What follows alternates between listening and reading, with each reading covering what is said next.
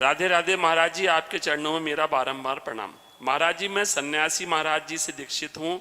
श्री राम जी मेरे इष्ट हैं, लेकिन मेरा मन है कि मैं राम जी के साथ साथ माता जगदम्बा की आराधना करूं। इसमें कोई निषेध नहीं। राम जी की उपासना में तो कोई निषेध है नहीं। जानकी जी जब राम जी का वरण करने जा रही तो जगदम्बा की तो उपासना करती और वो आशीर्वाद देती, मनुजाय ही राज्यो मिली ही सोबर सहज सुंदर सावरो। तो और जब गोपी जन सावरे श्याम सुंदर को प्राप्त करना चाहती तो कात्यायनी की उपासना करें। इसमें कोई निषेध तो है नहीं। क्यों, क्या संशय? किनके? हाँ तो अम्मा है, पुकारो अम्मा अम्मा, आ जाएंगे।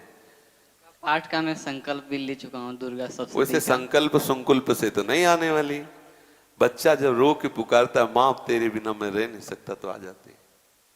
ये हम अपनी बात कह रहा हूं। जब कभी एकांत में विकल हुए और जब कभी, क्योंकि उसी उपासना से आए ना, और जब कभी एकांत में विकल होकर के हम कभी दुर्गा देवी को कभी देवी नहीं माना, अपनी माँ माना है सदैव। हम जब कभी पुकारा है तो अम्बा ही कह के पुकारा, माँ बाप के।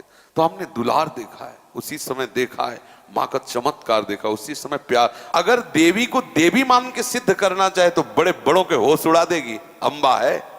एक बार वो जो महर्षि महेश योगी है ना, पधार गए, हालैंड में रहते थे। तो उनके एक गुरु भाई थे छोटे, तो उन्होंने देवी को सिद्ध करने के लिए पूरी व्यवस्था की और अनुष्ठान किया। देवी के मंत्र का अनुष्ठान किया। मंत्र का अनुष्ठान पूर्ण होने के पहले परीक्षा होती है। तो एक एकांत पूरा महल, उसमें हर व्यवस्था उनकी थी। जे ही उनकी मंत्र की सिद्धावस्था की तरफ पदार्पण हुआ तो देखा एक मक्खी आई ऐसे। एक देवी का नाम भ्रामरी है, वो ऐसे। तो एकदम दृष्टि बदली, जो मक्खी की तरफ दृष्टि गई तो देखा एक नव किशोरी सुंदरी मुस्कुरा रही। बस विचलित हो गया, अंदर वो भाव नहीं रह गया मां का। पागल हो गए, दिमाग खराब हो गया।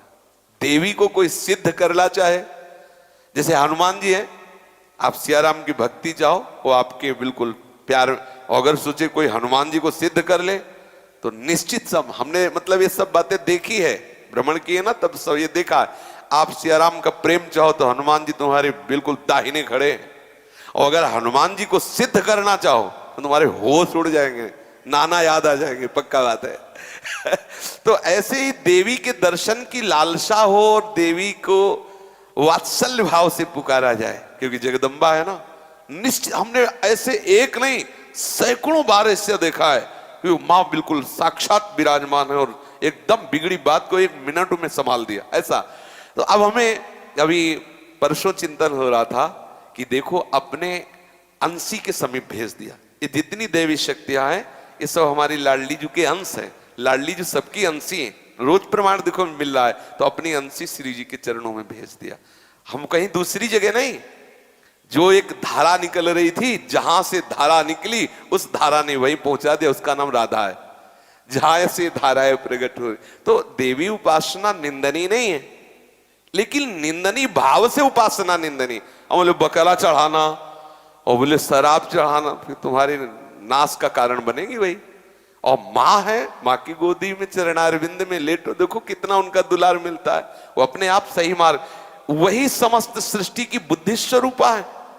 अगर वो कृपा न करे तो कोई परमार्थ में चल ही न पावे। या देवी सर्वभूतेषु बुद्धि रूपेण संस्थिता नमस्तस्यै नमस्तस्यै नमस्तस्यै नमो नमः। इसलिए आप उपासना करिए, लेकिन संकल्प करके सिद्धि रूप नहीं, माँ रूप। मेरी माँ है, मैं अपनी माँ का चिंतन कर रहा हूं, माँ का यश गा रहा हूं, माँ की प्रसन्नता के लिए, ऐसा।